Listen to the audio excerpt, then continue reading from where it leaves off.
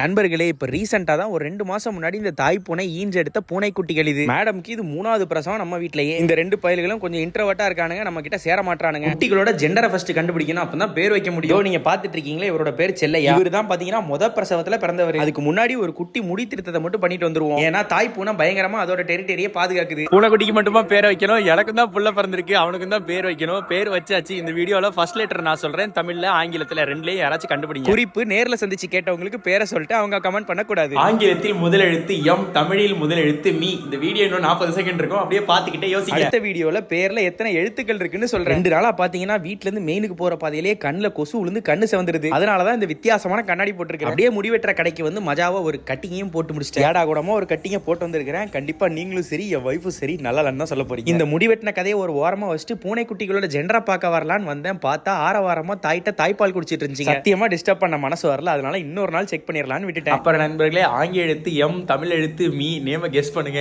அதுக்காண்டி இந்த மின்முடி பூச்சி, மிளகா செடி, இந்த மாதிரிலாம் கமெண்ட் பண்ணக்கூடாது. ஏதாச்சும் நறுக்குன்னு கமெண்ட் பண்ணணும், ஓகேவா? கண்டுபிடிங்க. கையோட லைக் பண்ணிக்கோங்க. மற்றும் ஒரு மகிழ்ச்சிகரமான உலகில் சந்திப்போம்.